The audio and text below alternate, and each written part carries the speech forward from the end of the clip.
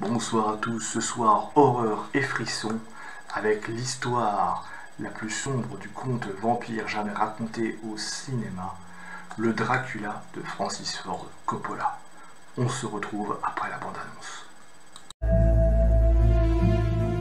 Here occurred the frightening and shocking history of Prince Dracula and the woman he loved.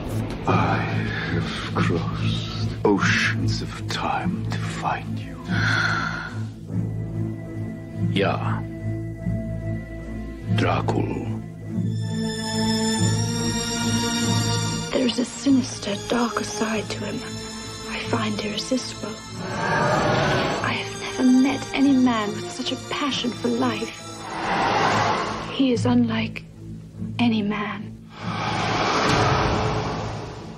What are you? Vampires do exist. This one we fight, this one we face, can take on many forms. He is both young and old. He can appear as mist, as vapor, as the fog, and he can vanish at will. My love. The power of his evil desire has no end. You've got to go to him, and you've got to love him.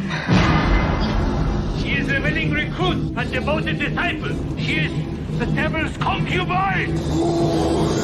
Dragon! Join me in eternal life. Your salvation is his destruction. I want to be what you are. I want to see what you see. I want to love what you love. Take me away from all this death.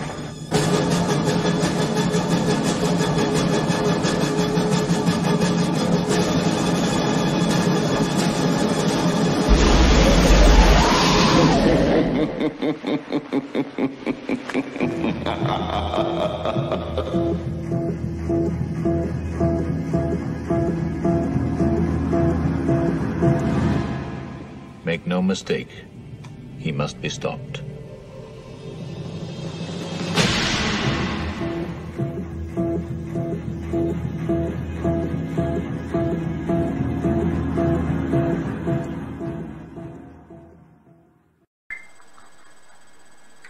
Alors le Dracula de Francis Ford Coppola, c'est un film qui est sorti en France le 17 janvier 1993. Pour anecdote, une petite anecdote assez amusante, à l'époque j'avais exactement 19 ans et c'est le premier film que j'ai vu au cinéma en tant qu'étudiant. Voilà, j'étais étudiant en histoire, on avait un truc, et j'avais vu le Dracula, c'est le premier film que j'ai vu donc en tant qu'étudiant au cinéma. Alors c'est quoi Dracula de Coppola? C'est l'adaptation quasiment, on va dire, fidèle de l'œuvre de Bram Stoker. Et d'ailleurs, il y a quelque chose qui est intéressant, c'est que au moment de la création de ce film, de la sortie de ce film, ils avaient relancé l'édition, je crois que c'était en presse pocket, je dois avoir quelque part par là, du roman de Dracula, et il y avait l'image, la fameuse image, vous savez, le fameux baiser entre Dracula et puis Mina, et voilà, c'était qui faisait la couverture. Donc ça un petit peu, voilà, il reprend quasiment l'ouvrage original de Bram Stoker. D'ailleurs le titre en VO de Dracula, c'est Bram Stoker's Dracula. Donc il fait vraiment une adaptation de l'œuvre, on va dire, parfaite, etc., de Dracula. Alors Dracula, hein, c'est le conte vampire, attention,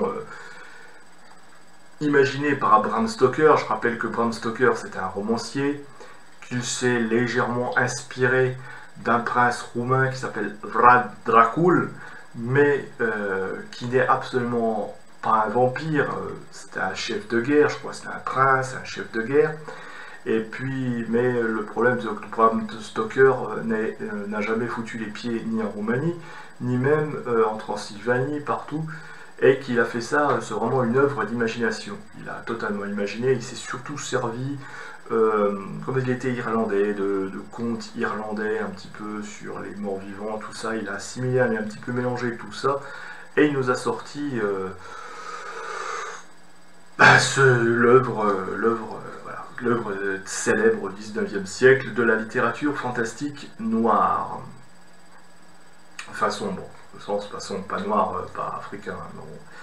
Alors au casting, on a quand même un casting assez prestigieux. On a Gary Oldman dans le rôle de Vlad Dracul, on a Winona Ryder dans le rôle de Mina Murray, et on a Keanu Reeves dans le rôle de Jonathan Harker, et surtout Anthony Hopkins, qui campe par un personnage du professeur Abraham Van Helsing qui est parfait.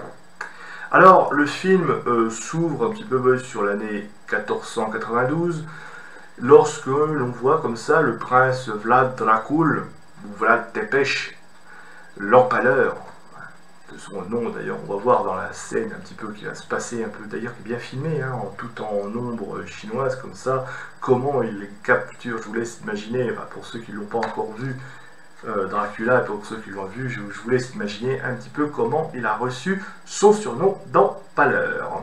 Voilà, on peut s'en douter. Donc il revient comme ça, après il revient dans son château, après une bataille remportée contre les Turcs. Il faut savoir que le vrai personnage, d'ailleurs le vrai personnage de Vlad Tepes, le prince Vlad Dracul, c'est vrai, était un prince qui a combattu les Turcs, qui a combattu pour la chrétienté dans ce pays qui ne s'appelait pas encore la Roumanie à l'époque, mais plutôt la Valachie. Et puis, voilà, donc il revient comme ça dans son château, après là il va trouver sa fiancée, lui-même est victorieux des Turcs, et il va retrouver sa fiancée qui s'est suicidée parce que stratagème des Turcs, ils lui ont annoncé qu'il était mort, enfin qu'il l'avait tué. Alors elle, fou de douleur, elle s'est jetée, elle s'est suicidée. Mais alors, voilà, et puis lui il va retrouver comme ça, c'est le corps de sa fiancée qui est contre l'église, qui est contre la croix, je veux dire, parce que on est quand même, on est au 15e siècle, et puis les prêtres refusent de l'inhumer parce que à l'époque, les suicides, les personnages qui se suicidaient étaient considérés comme damnés.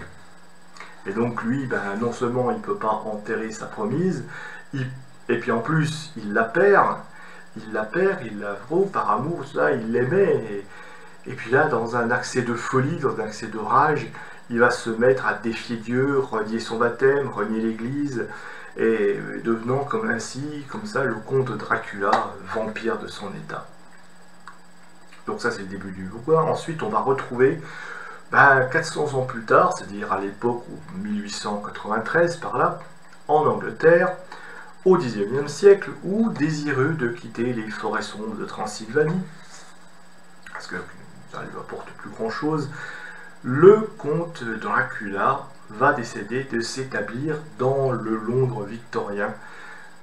Voilà. Et c'est pour ça qu'il va faire appel au Jonathan Harker, un clerc de notaire, pour s'occuper de ce dossier, et comme ça, pour acheter des maisons dans Londres. Il se trouve que Jonathan Harker est fiancé lui-même à la belle Mina Murray, incarnée par Winona Ryder, et qui s'avère être, comme par hasard, le portrait craché de la belle Elisabetta, qui était l'amour ancestral du comte. Voilà, on a campé un petit peu le décor. Alors, ce que j'en ai pensé, pour moi, c'est un très très bon film. Alors, je sais que c'est un film, certains l'ont pas aimé, même à l'époque, le film s'est fait un petit peu incendié, mais il y a eu des critiques. Je rappelle quand même, pour ceux qui sont, ce film a remporté 3 Oscars. Donc, attention, j'ai fait critiquer, mais apparemment, voilà, il a eu 3 Oscars pour ce film. Je crois qu'il a eu les meilleurs maquillages, qui sont exceptionnels aussi, il faut reconnaître. Les meilleurs costumes, parce que c'est un film d'époque, c'est classe quand même, c'est le 19e. Et le meilleur son, qui est effectivement le plus mérité, parce que franchement, c'est exceptionnel d'avoir réussi comme ça à jouer sur les effets de peur et d'angoisse, rien qu'avec l'ambiance sonore, que vient appuyer aussi la musique du compositeur, je crois qu'il est polonais, Wojciech, Wojciech Kilar, compositeur polonais, il me semble, qui comme ça fait des musiques, tout à la contrebasse, au violon, pour appuyer l'ambiance musicale qui est magnifique. Bref, ce film, c'est juste une petite perle. Enfin, moi, ce qui me concerne, c'est vraiment une perle du gothique, une perle du noir. Même, je l'avais vu à l'époque, hein, je vous ai dit, c'est mon premier film que j'ai vu à 19 ans. Mais voilà, même quand je le revois aujourd'hui, je sais pas, j'aime beaucoup ce film. Et du coup, je vais lui mettre une note.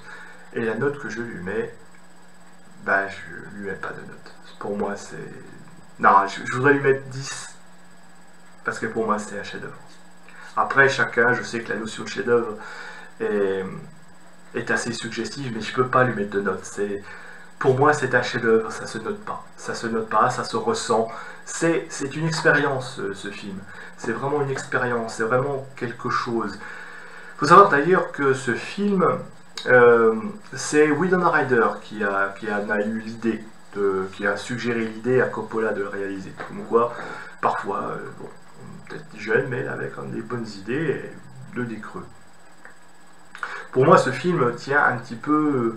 On peut dire que c'est une pièce de théâtre filmée. D'ailleurs, il n'y a pas beaucoup de sosie. D'ailleurs, le film n'a pas été réalisé beaucoup à l'extérieur. Je crois même pas du tout. Ce film est réalisé, surtout, c'est un film en studio. Mais un film en studio où on recrée des décors un peu à l'ancienne. Un peu comme on faisait les vieux décors de Dracula. Je pense que c'est pour ça. Je pense que Coppola voudrait rendre un hommage à la saga cinématographique. Et voilà, c'est peut-être ça qui peut-être va un petit peu déconcerter certaines personnes, ou à déconcerter certaines personnes, enfin pas tous, hein, quand même, il a été oscarisé quand même, hein, faut pas non plus l'ignorer. Mais moi j'aime bien, il y a une esthétique un peu sombre, gothique, plus qu'une ambiance horrifique en vérité, on est dans quelque chose qui va se rapprocher comme ça de Lovecraft, des auteurs gothiques du XIXe siècle, lisez Théophile Gautier par exemple, mais aussi bien sûr Bram Stoker, hein, Bram Stoker qui avait cette ambiance-là dans ses romans, et aussi, et on l'oublie souvent, eh oui, Conan Doyle qui n'a pas écrit Sherlock Holmes, mais qui a aussi écrit des contes terrifiants, et voilà, on retrouve là-dedans cette ambiance sombre. Coppola qui joue sur les rapports ambigus aussi qu'entretient Dracula avec ses victimes ou ces espèces de succubes dans son château, tous des filles qui ont, mais surtout ces victimes qui ont quoi, qui ont 20 ans, elles sont vierges, innocentes, et ça, il y a des sous-entendus sexuels dans ce film, tout comme d'ailleurs le mythe de ce que peut être le mythe du vampire. Et c'est pour ça, ce film reprend bien le mythe du vampire. Je rappelle que le vampire, c'est quelque chose de sexuel à la base. C'est quelque chose qui joue sur le côté un petit peu innocence, l'innocence des jeunes filles qui n'ont jamais fait l'amour.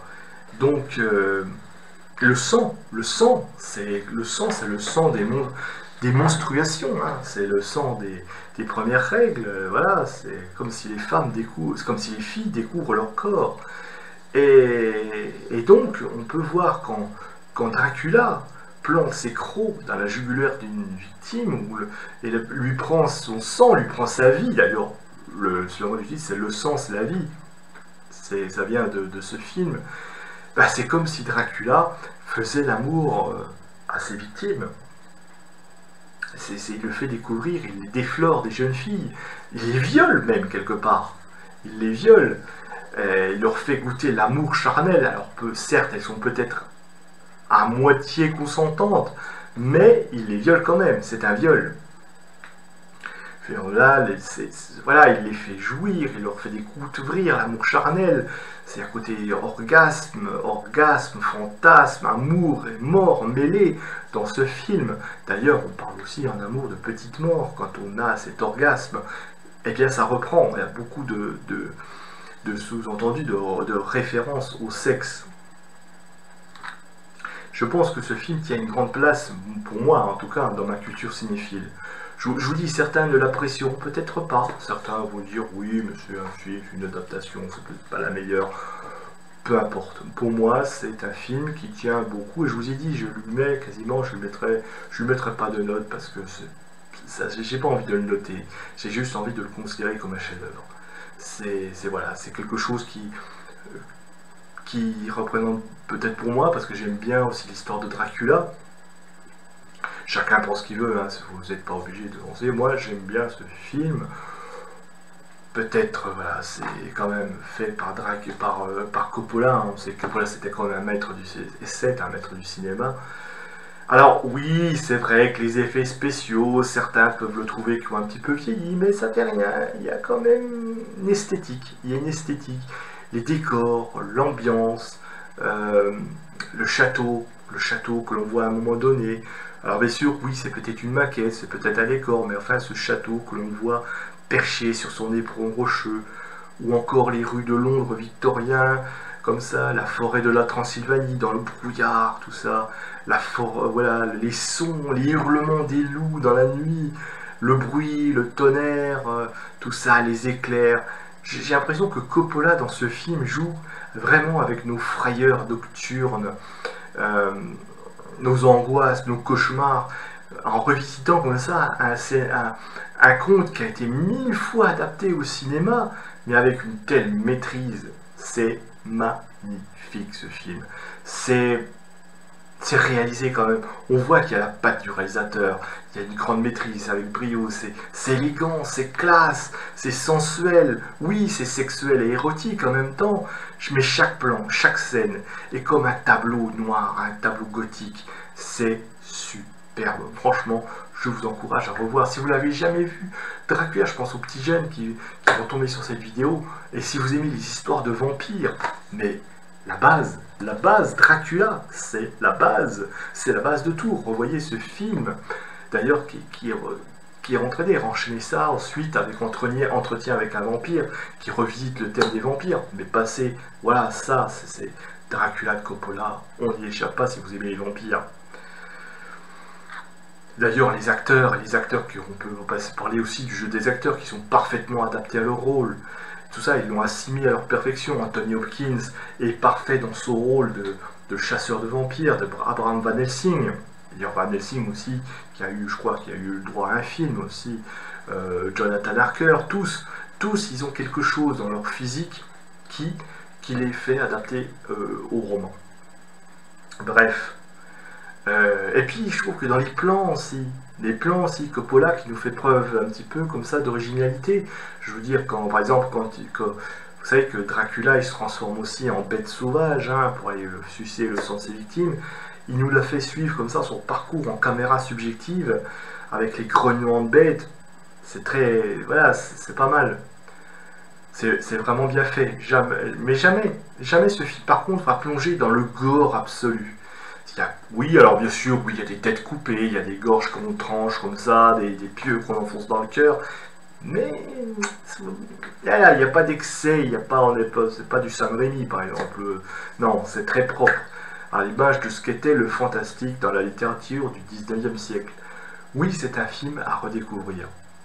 Jonathan Harker, tout ça, l'ambiance, Coppola de Dracula, franchement, c'est du très bon, vraiment du très bon. C'est ce qui se faisait dans les années 90.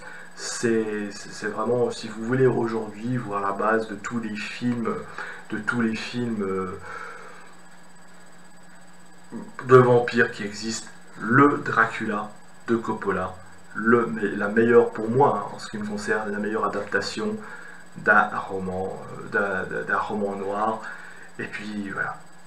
J'ai envie de vous faire découvrir, j'ai envie de vous inciter à revoir ce film si vous ne l'avez jamais vu.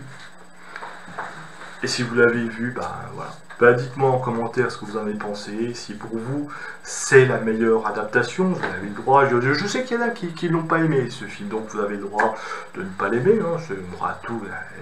On a le droit d'avoir chacun nos films cinéphiles. Moi, c'est le premier film que j'ai vu en tant qu'étudiant au cinéma. Enfin, étudiant virgule au cinéma, hein, je pourrais étudier au cinéma, non, je suis étudiant en licence, mais quand j'étais étudiant, c'est la première fois que j'allais voir un film en tant que jeune de 19 ans, c'est voir un film au cinéma, c'était mon premier film dans ma période étudiante, voilà. Donc il compte un petit peu dans ma cinéphilie, j'ai aimé ce film. Voilà, dites-moi ce que vous avez pensé en commentaire, likez, partagez, puis diffusez cette vidéo, parlez-en entre vous. On en commente, on en débat dans les commentaires. Donc Dracula de Francis Ford Coppola.